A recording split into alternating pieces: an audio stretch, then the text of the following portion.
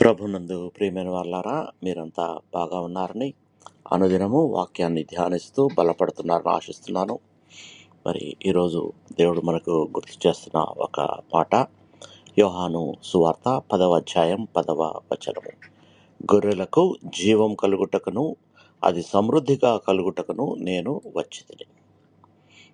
ప్రభు అయిన యేసుక్రీస్తు వారు ఈ లోకానికి వచ్చిన ముఖ్యమైన ఉద్దేశం ఏంటంటే, మనకు నిజమైన జీవాన్ని ఇవ్వడం. ఈ జీవం అనేది కేవలం శరీరంలో ఉండే జీవితం మాత్రమే కాదు, కానీ సమాధానం, ఆనందం, ప్రేమ, నిరీక్షణ మరియు నిత్య జీవంతో నిండిన ఆశీర్వాదమైన జీవితం. ఈ లోకము మనకు తాత్కాలికమైన సంతోషాన్ని ఇస్తుంది, కానీ యేసు ఇచ్చే జీవితం శాశ్వతమైనది.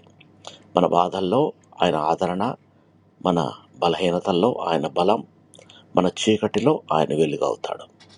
యేసుతో నడిచే జీవితం వ్యర్థం కాదు, అది ఫలవంతమైనది మరియు సమృద్ధి గలది. ఈరోజు మీరు ఎటువంటి పరిస్థితుల్లో ఉన్నా యేసు మీ జీవితాన్ని నింపగలడు. ఆయనను నమ్మి ఆయన సన్నిధిలో నిలిచినప్పుడు మీ హృదయం నూతన ఆశతో నిండిపోతుంది.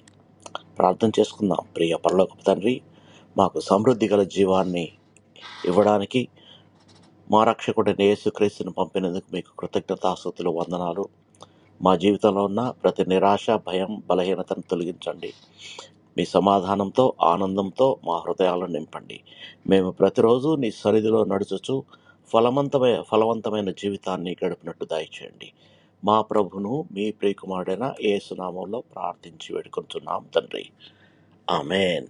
దేవుడు మిమ్మల్ని బహుగా దీవించి భద్రపరచునుగాక.